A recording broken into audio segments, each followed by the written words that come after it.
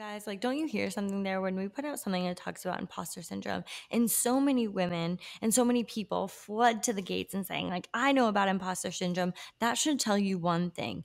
No one knows what the hell they're doing. Nobody has it figured out. And the moment you take that in and realize that, like, you're not missing anything, that is also a freeing concept. Hi, guys, and welcome back to the Thick Thighs Save Lives podcast. I'm Kelsea. And I'm Rachel. Welcome back, guys. We are on our 201th. Here's what happened, okay? We don't celebrate milestones that well, nor do we notice milestones half the time, if we're being honest. And we recorded our 200th episode and then went, oh, shit. We recorded our 200th episode and didn't even say anything about it. So now you get, well, Isley suggested. She was like, That well, why came not? from me. It was you? Yeah. Well, the one, The 200, Yeah. that was Isley. She was like, you should just really just play it up. It's the 201th episode. And I was like, can you stop saying that? Say that one more time, Isley. Say that one more freaking time. But here's the thing. We are self-identified really terrible at milestones. There's a couple other things that we're pretty terrible about.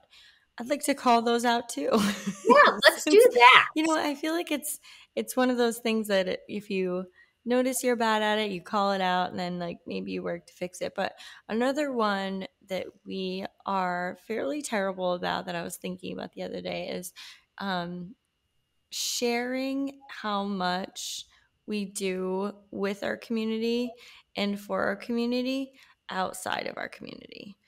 We just do these things like we give away leggings every single day. Multiple times a week for the month of October and January and May. And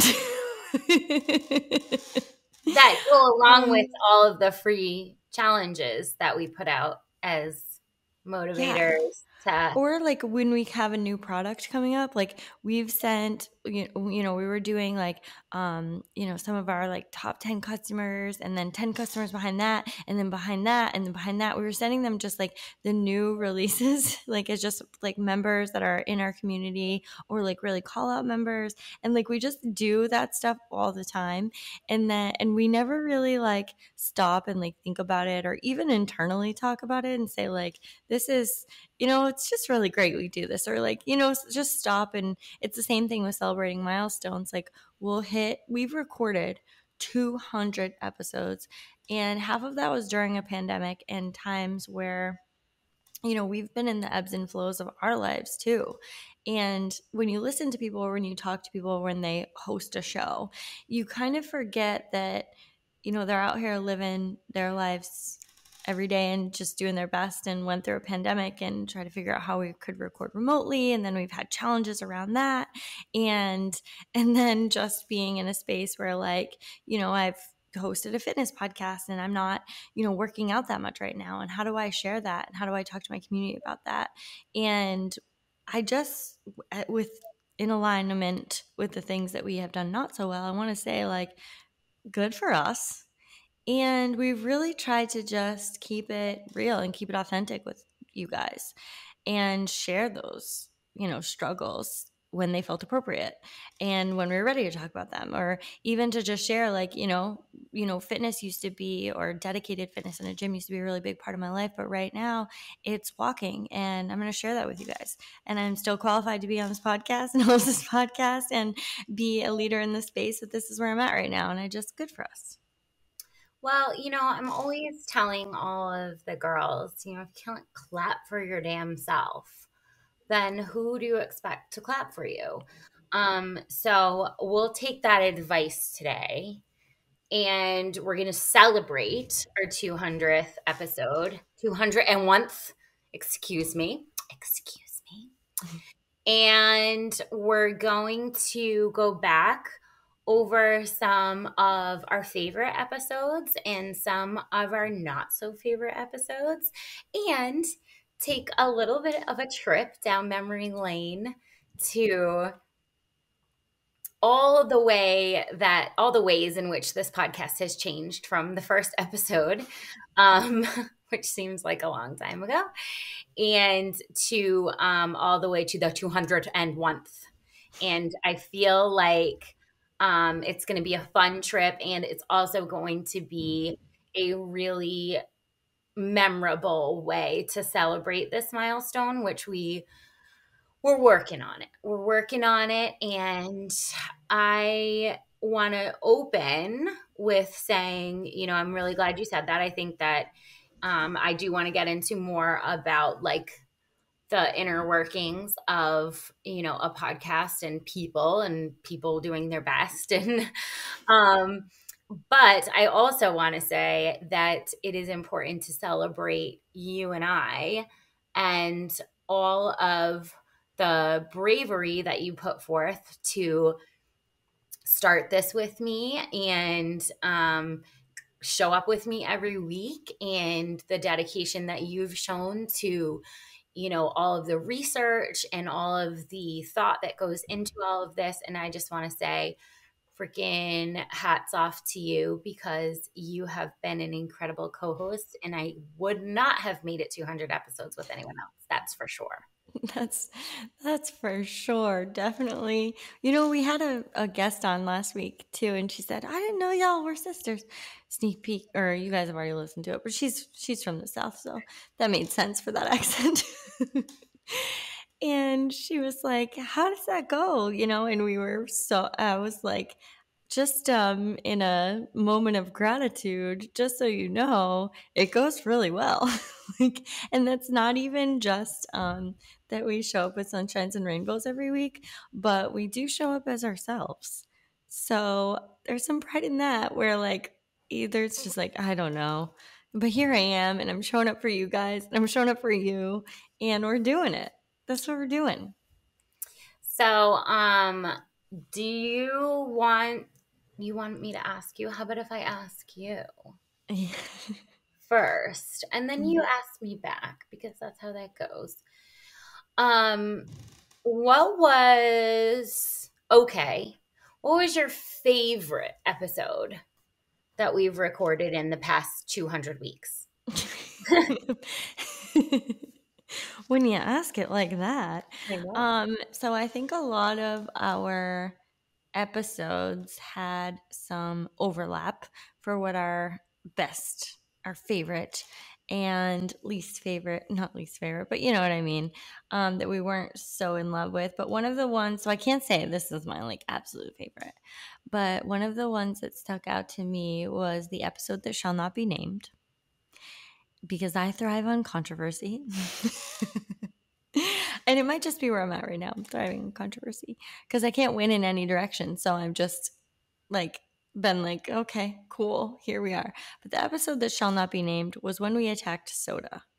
And that was a scarier one to release, because we know how attached people are to soda and how conditioned and how angry it would be for us to attack soda a little bit, and just honestly talk about some of the marketing that goes into soda, some of the harmful effects on your body that are coming from soda, and how we've just been conditioned to kind of ignore those under the guise of diet, which just really speaks to the diet industry. So it wasn't really so much for me like specifically about soda. It was the idea that we are going to put diet or low whatever on certain things and be like, hey, if you're looking to live a healthy lifestyle, this is the one for you.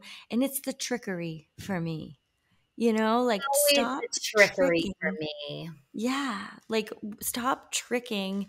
And I was one of these people, I've talked about it in the past with my turkey bacon, that I was tricked into turkey bacon. Feeling like, if I wanted to live like a quote unquote healthy lifestyle, it needed to include turkey bacon, which I didn't even like. I don't like it. And I think the same thing happens with diet sodas and just the overall, especially in American lifestyle consumption of diet and soda drinks, and just how harmful they can be for people. And I was passionate about it because I was like, you know what, this information really needs to be shared, and someone needs to be brave to say it. I lost sleep for I don't even know how long about that episode. I do not thrive on controversy. I think some people who listen to the podcast might think that that isn't true. They would think that's the opposite, actually. Yeah, that's not that would be a misrepresentation of me. I actually that's not where I'm comfortable, and I just have a big ass mouth with big ass views, but I actually don't really enjoy controversy. So that one took a lot for us to record. I'm glad we did. We, we just keep coming forth with, things that we feel like need to be said. And that is what it is. It So is what it is. it is. Um, Now you have to ask me. Okay, what are some of your top favorite episodes, Rachel? What is your top favorite episode? It was a hard one. So I did it in like sort of I did categories. Mm-hmm. It's 200 episodes. Jesus. I mean, No, I maybe know. That's why I was like, I don't have a favorite one, but I'm gonna name a couple of my faves. my favorite early episode, which obviously as you do something more, it gets, I don't know about more polished, but it certainly gets more comfortable, and you find yourself being able to be a little bit more real and whatever. But one of my favorite early episodes, although, some of those seem a little forced now for me, like I was just sort of like not comfortable behind the microphone. But I loved Abs Aren't Made in the Kitchen because I felt like at that time that no one was saying that. And I felt like, and now looking back on it, there's so many influencers out there being like, listen, there's a huge amount of genetics that play into this. Like, it isn't, you can be the same body fat percentage as someone else and the exact same body fat percentage, and they have visible abs and you don't. And like all of this like self-loathing that went into, the aesthetic goal of what abs are, and that there's so much hardship that goes into quote unquote hardship that goes into developing them, and that they're not even an indicator in any way of like health or physical fitness or a gold star for I was happy to have the platform to finally say that, because having been in the fitness industry for so long, I was so tired of that being the be all end all, and the links people were going to try to gain that gold star. So I was really happy to say that fit looks different on everyone, and that abs ain't it. I really love that you brought that one up, because I think that a lot of people don't remember that we were saying that before it was cool or before it was a thing. And I think that, not to be like, oh, we're such trendsetters, but um, but I mean, it's still not, most of the fitness industry is still glorifying a visible six pack or visible abs for sure. But I think that the difference in some of that messaging that a lot of people have missed along the way as they've picked up Abs Aren't Made in the Kitchen, or that like visible abs isn't a gold star fitness, or that it just relies on a ton of genetics of where you carry your body fat. What people have missed is then they started shaming people in the other direction. And James Smith is one of the ones that come to mind, where he's like, he says like six pack ball bag Pete or something like that. It's like one of the things that he uses all the time that's just kind of like, ha ha ha. But like the idea there is a little bit missed, because you're not a douchebag if you have abs, and then in another circle you are a god if you have it. Like, it's just neither one. It's irrelevant. And I think that's the nuance that a lot of people who have picked up this concept are missing, is that it's not one way or the other. It's not better, worse, or you have to have this like insanely fit and restrictive lifestyle if you have visible abs, and then if you don't, because it's essentially pushing the same thing, that like six pack ball bag Pete, whatever it is living this lifestyle where it's completely restrictive, and he spends 10 hours in the gym, or things like that. It's still putting it on a pedestal that it doesn't even belong, because same person could have the exact same diet and spend as much time in the gym and still not have visible abs. You're missing the point if you go to, almost shaming either body type for being better or worse, or just even relevant. Not relevant. Like, So aesthetics they're not it. They're not the health indicator. I mean, we've been saying that from the literal beginning. And so I love, and that was episode 15. Like yeah. that was really early on for us. And it was pretty like, because like most fitness podcasts at episode 15 are putting out how to get Yeah. We went the opposite direction. It was like how to get abs, and we were like, abs aren't made in the kitchen. And here's the thing: genetics play a ton of influence in this, and some people will never have visible abs and be living a healthy lifestyle. Those two things are not coexisting at the same time for many bodies. Like, still saying it, and I'm still going to say probably the quote I've been quoted back from that episode the most: abs aren't made in the kitchen, they're made in utero. Everyone has them. So let's please stop glorifying some and shaming others, because everybody has abs, and the rest is irrelevant. Do they protect your spine is really the only thing that matters. protecting your spine. All right, I'll give you a top 3. What do you got? So the soda episode. So the one that I have is Beauty Isn't the Rent We Pay to Exist. I love that episode. I also feel for some of these that being young in our podcasting experience, I think that both of us were a little bit more reserved on the things that we wanted to say, or even, just a little bit more nervous about anything being misconstrued. And I've lost a lot of that. I think that I just have gone with, we've recorded 200 episodes, and there is not a chance that I'm not going to say something wrong over that period of time. And all that I can do is really do my best to try and say, how I feel at the moment, what I think about a topic. And beauty isn't the rent we pay to exist is a really important topic for women to just get this idea like flowing, because it inserts itself in every aspect of your life, where you feel your importance and your value is, whether it's on your body, whether it's how you look, what size you are at that moment, what you deserve from your relationships, what you deserve from your job. It's just like it translates itself in so many different ways. And as soon as we let go of that and let go of the idea that the ultimate compliment is not being beautiful, for me, I'm like, thank God.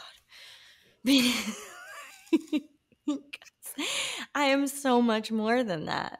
And every woman is so much more than that. And to water ourselves down to our physical appearance is a sad, sad world. I obviously love that episode. I think that it is probably one of the most fan favorite, that with like Hook the Scale. There's a couple that are really high when people, comment back to us what is their favorite episode. I think Beauty Isn't the Rent is definitely high up there, and I can see why, because it is a freeing concept. It really is a freeing concept to know that rent is not due, Mm, um, and that you don't owe anybody anything. It opens the doors to a lot of possibilities, and I think a lot of people want the doors to be open, especially women, when it comes to beauty standards and body image and all of the things that we have been made over a lifetime to feel as if we owe somebody. So I love the fact that rent isn't due and it's been paid. You paid it. Just showing up is all you owe, and after that it's completely up to you the direction you want to take your life. And that's like a really, I think, just something we can all get behind together, and that's why I think that one is so important. important to listen to. Yeah. But I have those regrets where I'm like, this is such an important topic. I could have done it better. I mean, I mean, literally, like you said, I mean, how many words can come out of your mouth and be recorded and have you not say, like, shouldn't have said that, should have said this, could have said that better, that wasn't clear, that wasn't what I meant. I mean, it's just, it's the name of the game, and it's also what it is to be in the arena, and it isn't for everybody, and some days I'm like, is it for me? but I um know but yeah, but can't we just like normalize that for a second? Like, isn't that for everything? Like, some days are you like momming and you're like, is this for me? I feel like it's like one of those things where you're like, if you're mildly self aware, you ask yourself this question a lot. Like, am I doing the right thing? Is this for me? Is this the path that I should be on? Like, should anyone have ever given me a microphone? Like, am I I ask cut out myself for these this? questions. Yeah, I mean, that's another good episode. I can't remember what we Well, called. we have imposter syndrome as one of our top episodes as well. Actually, that And was on my list. Thank you very much. well, I can say that's one of mine too. Oh, You can't own it. I was on the podcast. well, I mean, okay, but I thought of it first.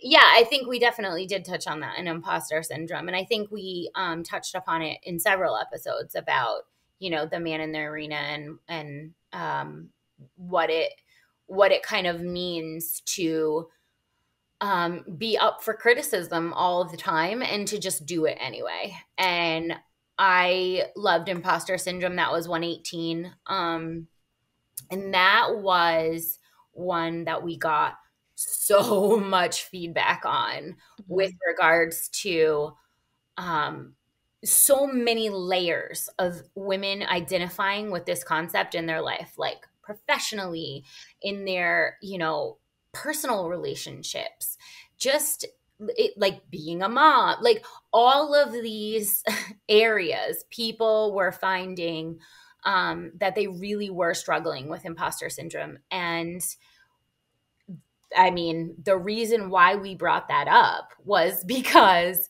we were, at some point But think doesn't that show you something, guys? Like, don't you hear something there when we put out something that talks about imposter syndrome, and so many women and so many people flood to the gates and saying, like, I know about imposter syndrome. That should tell you one thing. No one knows what the hell they're doing. Nobody knows. So, like, I used to think there was this like playbook that everyone had a hold of in life that I just didn't get. And I was like, why didn't get the extra playbook? coffee. Does anyone have an extra coffee? Yeah. Like, I should be feeling this, I should be here, I should be doing this, and like, or maybe like, I'm at this place and this company, and in my relationships I've reached a certain like milestone, I should be here, I should be there. And the reality is nobody has it figured out. And the moment you take that in and realize that like you're not missing anything, That is also a freaking concept. It's the ultimate equalizer. It's like, I remember on that episode highlighting the fact that, who was it? Michelle Obama had a quote saying like, I feel imposter syndrome every day, multiple times a day. And, you know, some of these people, authors that you're like, what? Like, you have it all together. You say some of the most profound things that have literally shaken me to my core and like made me feel like seen, and a more that I can better identify the workings, the inner workings of my life. And you don't think you know what you're doing. You don't think you have it together. Like, that was very, you know, profound to me. And I think that just knowing that we're all in this crazy rock floating around space together and that nobody knows what they're doing is an often same as beauty isn't threat. It's like that freedom that lets you really truly do it the way you want to do it. Yeah. I also, did you want to say, oh, okay, I want to say one more. Damn, girl, get one in a while. Wait, are you hearing that or no? What's happening? Oh What? I'm sorry, well, there keeps being this song that keeps coming on, and it keeps like blasting itself in my headphones, and then it turned off. I don't know if it's like on in Mark's computer, and he started, you know what? I think he started working out, and Oh, his Spotify is on his computer. yes. He's just playing his workout music while you're trying to record in your headphones. That's convenient. Thanks, Mark. I'm taking him off my list of favorite episodes. That's it. Well, clap back in to say that. Oh, I thought we were leaving this whole thing. I clapped it. Let the people know. These are the things. This is a real talk. Sometimes you're recording and Mark starts working out and whatever freaking crazy, he likes those screaming music. Yeah, it started playing in my headphones as you were talking, and then I just looked like a crazy person because I started like looking around and being like, she's still talking, like she's not hearing this. And then I was like, you know what? I feel like it might be a good segue into the adversity that we faced while recording our podcast. Oh, good one. Okay, you guys, you have to know this kind of stuff because we can only look back on this and laugh now, but at the time it was really not funny. But now we can laugh. Okay, so when we first started the podcast, we were at a different location than we are now. And we had no dedicated space to this. We didn't even really have dedicated space to anything. So the gym shared a room with shirt production, shared a room with half the people, like, the offices. Like it was a vibe. We were, you know, we were working our way up. And so when we decided to do the podcast, we actually had to shut down all shirt production to have a room to do it. So there could be no shirts being printed at all for however long it took us to do the podcast. Now, this was in the early days where we were not very public. No, are you kidding? Are you joking with this? My top broke. I can't work under these conditions. Someone get me a new co-host. 201th is that's my limit. I can't do it. My bad. Just have a little drink. Have a little drink while I continue with my story. We had to hurry up and finish the podcast so that we could start printing shirts again. But also we sucked at hurrying up and finishing the podcast because we wanted to like be perfect. So anytime we made like a little like error in the way we're speaking, we're like, stop, start over. And I also just want to mention the fact that the toilet was very close to where we were recording in the old building. So people had to hold it. People could not go to the bathroom because if you flush the toilet, you'd be able to hear it on the podcast. So people had to hold it until we could finish the podcast, which we were not very good at finishing quickly. And that was that. That was a vibe. That was a vibe for sure because like we were in this like old, I mean, we're always in an old mill or like an old brick building, but the toilet just made such a loud flush. But I wanted to tell you guys that we also had we had a stoplight that we put at the bottom of the stairs, and when the red light was on, Josh had to shut the fuck up. There was no door. We had no door. Mm-hmm. It was a huge open space with no door to go up and down the stairs. So people would just come up the stairs. They didn't know. And they'd be like, hey, hello, you guys And are. like just to give you guys, you probably have caught on to this. We're located in New Bedford, Massachusetts, and we work with all of our closest friends and family. So there sometimes is a lot of loud, like Portuguese talking where you're like, you don't need to speak that loudly. But like it's very New Bedford. And they just come in, hey, what's up? Hey, what's up, guys? I'll see you later. And it's just like, shut up, we're recording a podcast right now. It's real professional, and we've dropped all the New Bedford out of this. So please stop inserting it. I, when I think about, well, anyways, I mean, people couldn't flush the toilet, guys. I think about specifically when I think back on like not fond. This was not a fond memory for me, but when I think about the amount of times that I made you record the first episode. Yeah, we threw out our first episode multiple times. Oh my. Also, Rachel cried about recording a podcast and basically had an existential crisis I about did. it, that she did not want to be recorded and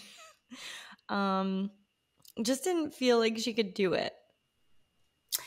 I mean, here's the thing. I still think that multiple days. Multiple times. But it's a real thing, and like bring it back to I imposter. just I think people should understand the fact that like sometimes you do not choose a thing, it like chooses you.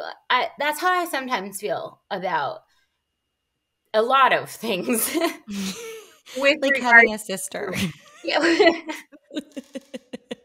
with a lot of things regarding the community outreach and the way and the platform that we have and how we've chosen to use it. I never ever wanted to be any kind of a public figure. I never wanted to be, these were never goals in my life. In fact, the complete opposite. I would have always preferred to fly under the radar and not be in a public forum for people's opinion of what saying or looking like or doing. It's not my vibe. It's for some people. It was never for me. And the fact that I'm doing this 201 times now, it isn't where I'm comfortable still, but it is my responsibility, because I just feel like sometimes if you're given a certain platform, you owe something. And I know a lot of fitness companies don't feel like this because I don't think there's any that have a podcast. So some people just be like, yeah, we're selling leggings and fitness clothes and that's what we do. And that's the end of our responsibility. Like, that's it. We just sell the leggings and we call it a day. And I'm not saying there's anything wrong with that, but I'm also saying that for me, it was important to do a little bit more than sell the leggings.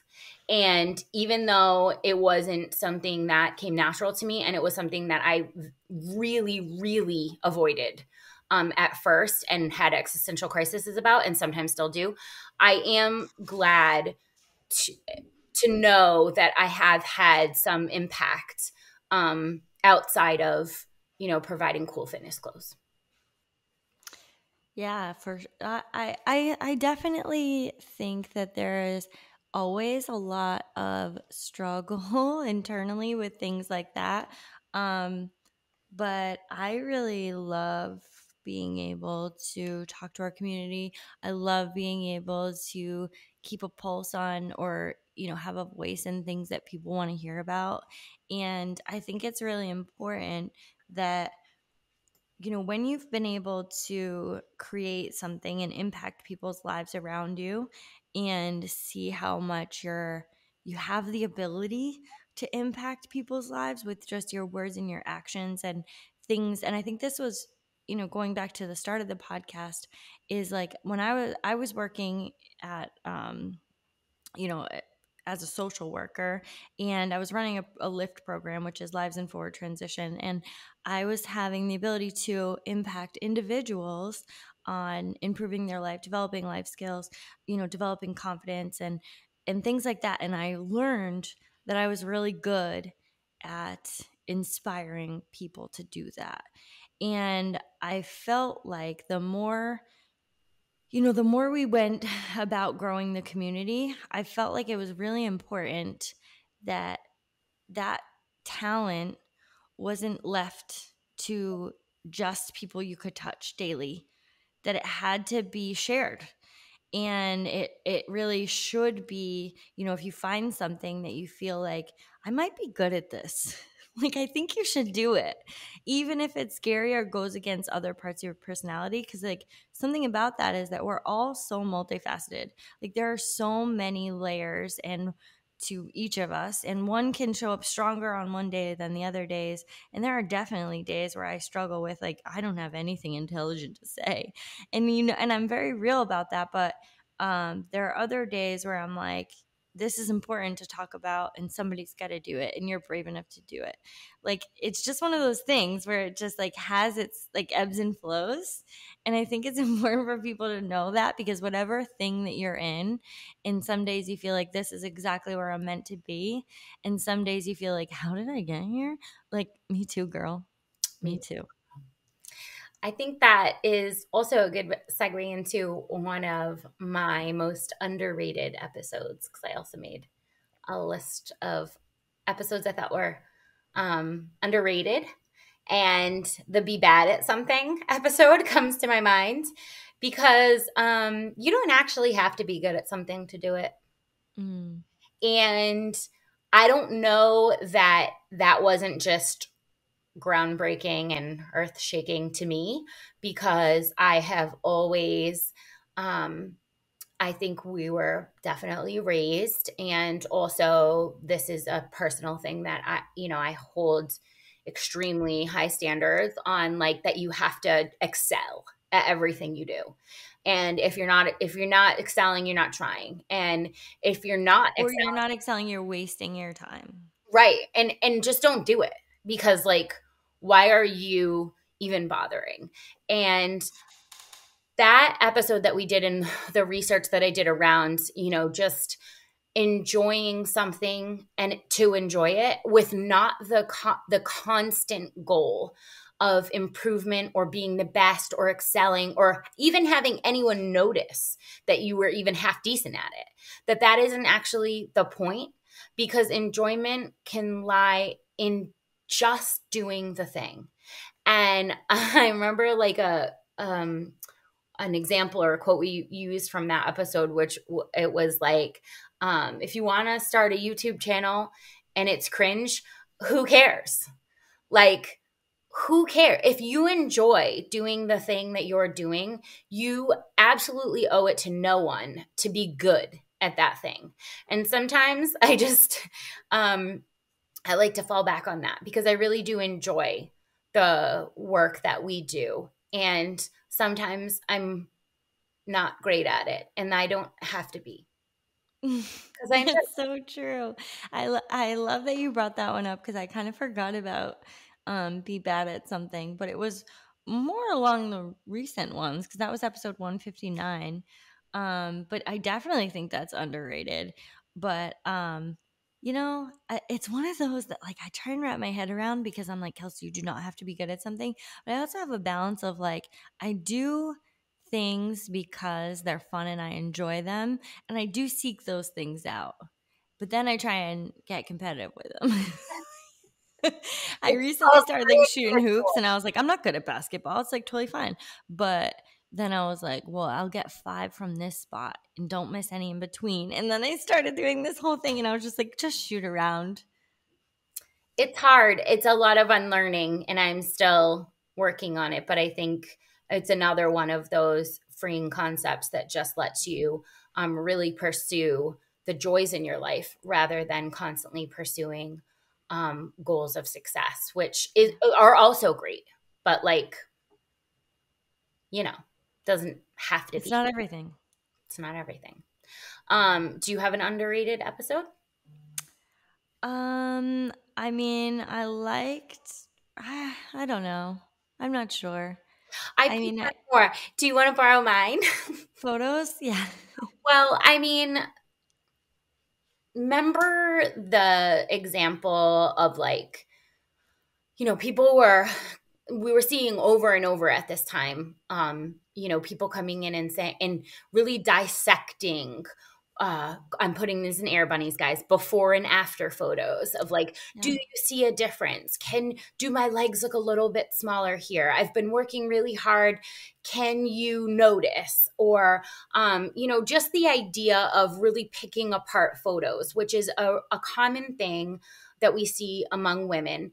And also the idea of not taking photos and not being in them for fear of them not being truly representative of what you're feeling in your mind and in your body. That's happened to all of us. We've taken a picture, been feeling like a freaking rock star, took a look at it and went, that is not me. Yeah. That is not me. I don't know who you took a picture of, but I look great and I can't understand what's happening there. And then the next time that comes around, we say like, maybe not on the picture. And we talked about specifically with moms not being in the photos and the impact that that leaves when you're gone. And I just, we had discussed in that episode how when you see a beautiful moon, every single time you try to take a picture of it, it never, ever, ever looks like what you're seeing in person, and how the nuances of the camera work and how a photo of you is not representative of what people are actually seeing with their eyes. And I think that's an underrated episode because I think it is definitely a concept that needs to be unlearned, and also constantly you have to constantly remind yourself because you're gonna get another bad photo, right? And um the idea of being in photos is for your people, I think is one that it's really important for women to hear.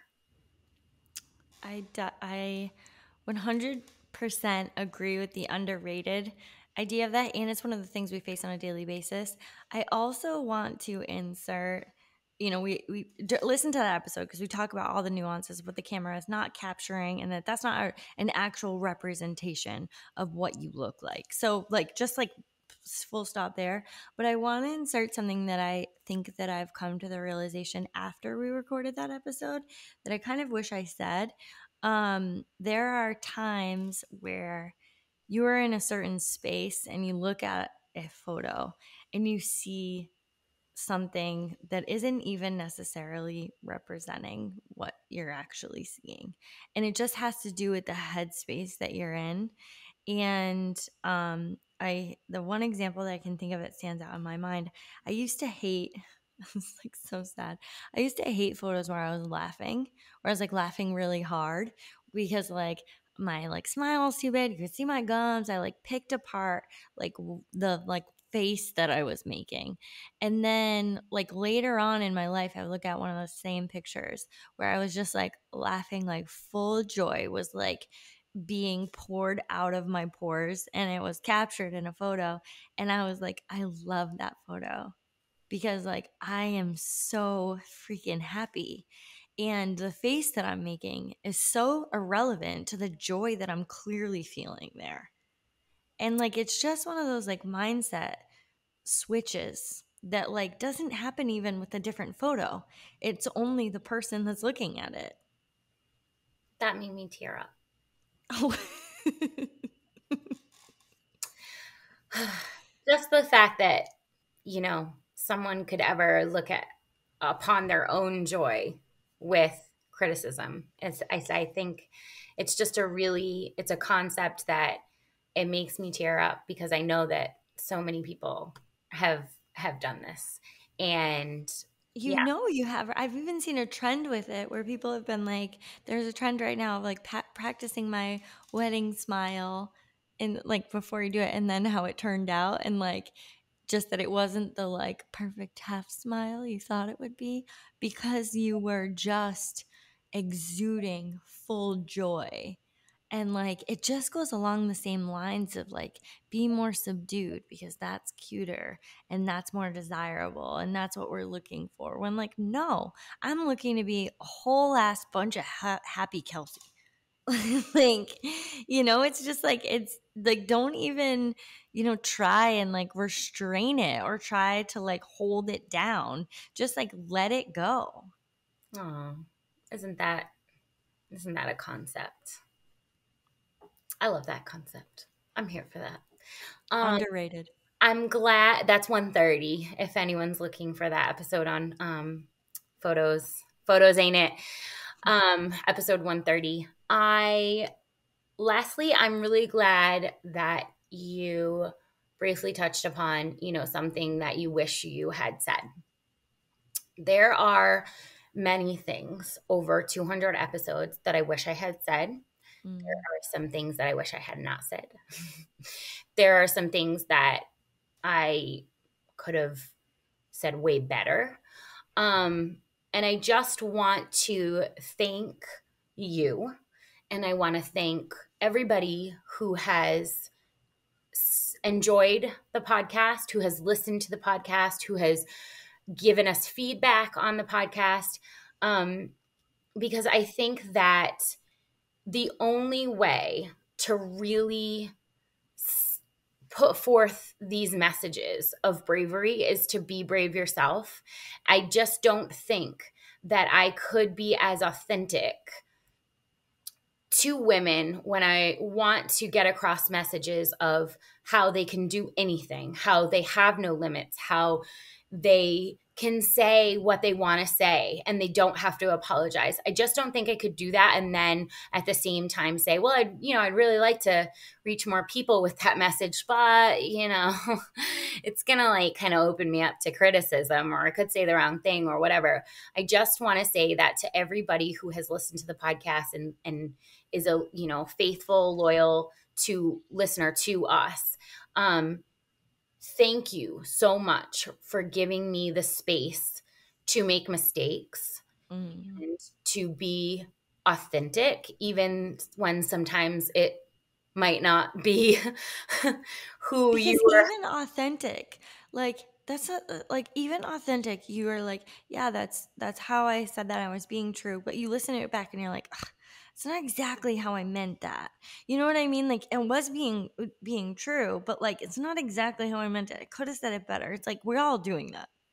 Yeah. And also like, it's a day, it's a snippet. I've thought about this a lot, about the the thoughts of a single day and where I've been at in my life on that day, what has happened previous to that, after that.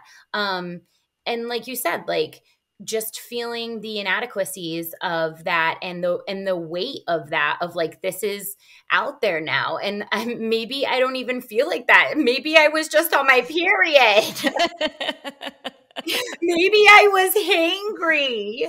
Like, these are real things. And I'm just really grateful to the people that have just given us this space and this platform. We reached 1 million downloads, and then we reached 2 million downloads. And I'm forever grateful for the ability to do this work at the same time as having people who are supporting the message and also understanding that we're just people. Mm-hmm. And Well, we're because doing that's our all damn best. we're doing our damn best, and that's all we can do for women around us, though, right? Is like provide that space and understanding and human capacity. And the more that we do that for ourselves and each other, the more we can present that with the world. And like I always like I went back to that recently where I was like, you show a lot of kindness for or in space for other people to make mistakes. Like, are you holding that same space for yourself? And I was like, not as much. We're a bit critical over here. Like, but I think that an adjustment, that I've been just thinking about lately is starting with holding that same space and kindness for yourself to just, um, be, you're more authentic when you hold this space with other people. You're more authentic when you sit and you listen and you say, like, I know that you might make mistakes when you're talking to me, and that's okay because I'm going to do the same thing.